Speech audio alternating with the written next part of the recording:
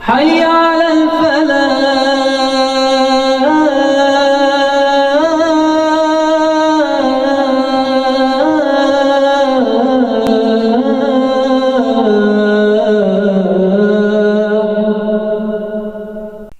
अगला मौजू है नमाज की अहमियत।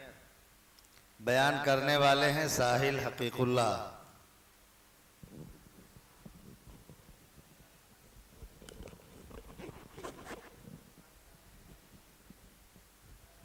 अस्सलामु अलैकुम वरहमतुल्लाहि वबरकातुहू। अल्हम्दुलिल्लाहि रब्बिल आलमीन वस्सलातु वस्सलाम अला सय्यिदिल मुरसलीन व अला आलिहि व अस्हाबिहि अजमईन।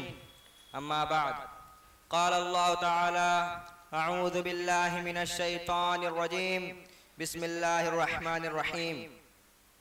वस्तईनु बिस्सब्रि वस्सलाह व इन्नहा लकबीरतुन इल्ला अलल खाशिईन।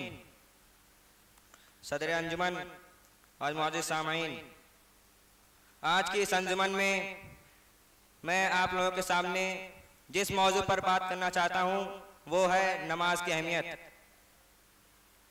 इस्लामी भाइयों, अगर कोई आपसे सवाल करे कि वो कौन सी चीज़ है जो सरवर कौनैन सल्लल्लाहु अलैहि वसल्लम की आंखों की ठंडक है, वो कौन सी चीज़ है जो मुसीबत और परेशानी के वक्त एक मोमिन के दिल को सुकून पहुंचाती है, वो कौन सी चीज़ है जो इस्लाम की बुनियादी 5 अरकान में तौहीद के बाद दूसरा अहम रुकन है, तो यकीनन आप यही जवाब देंगे कि वो चीज़ नमाज है।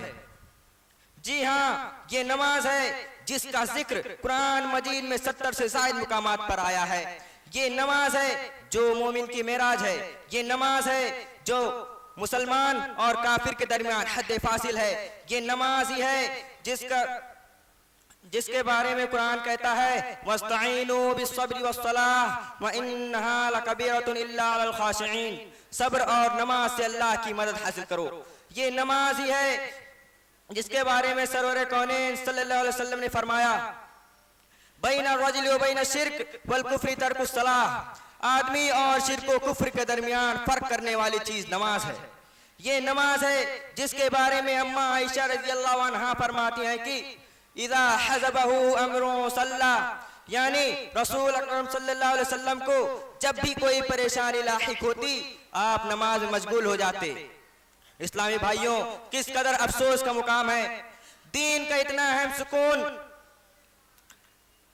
कुफ्र इस्लाम के दरमियान फर्क करने वाली इबादत, नबी की आंखों की ठंडक, और आज हम उससे गाफिल हैं।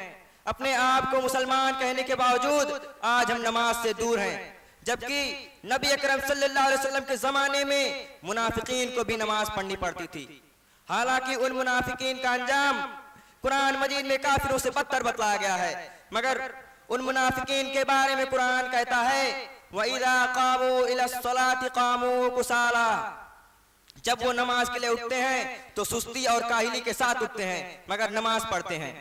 गोया हमारी हालत उन मुनाफिकों से बदतर है।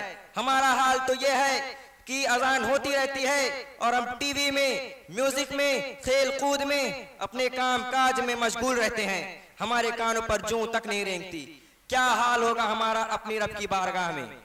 मेरे प्यारे भाइयों, कुरान मजीद में एक जगह अल्लाह ताला ने बयान किया है कि जब जहन्नमियों से पूछा जाएगा मा सलककुम फी सकर, तुमको किस जुर्म की पादाश में जहन्नम की सजा मिली, तो वो अपना पहला जुर्म यही बतलाएंगे लम नकु मिनल मुसल्लीन, हम नमाज नहीं पढ़ते थे। मेरे भाइयों, अल्लाह के वास्ते नमाज की पाबंदी कीजिए। आपको मालूम होना चाहिए कि नमाज वो वाहिद इबादत है जिसके बारे में मोहसिन इंसानियत सल्लल्लाहु अलैहि वसल्लम ने फरमाया जब तुम्हारे बच्चे 7 साल के हो जाएं तो उन्हें नमाज का हुक्म दो, और जब 10 साल के हो जाएं और नमाज ना पढ़ें तो उन्हें मारो। गौर कीजिए मेरे भाइयों, 10 साल के बच्चे को ना पढ़ने पर मारने का हुक्म दिया जा रहा है, हालांकि वो अभी नाबालिग है, किसी चीज का शरीयत में मुकल्लफ नहीं है। इससे यह अंदाजा लगा लीजिए कि हमारी शरीयत की नजर में नमाज की क्या कदर और कीमत है और ये किस कदर अहम इबादत है। तो आज ही से ये ठान लीजिए कि आज से इंशाअल्लाह हम नमाज के मामले में कोई कोताही नहीं करेंगे और उसकी मुकम्मल पाबंदी करेंगे। अल्लाह हमें इसकी अहमियत को समझने और इसकी पाबंदी की तौफीक अता फरमाए। आमीन। व आखिरु दअवाना अनिल हम्दुलिल्लाहि रब्बिल आलमीन। अस्सलामु अलैकुम।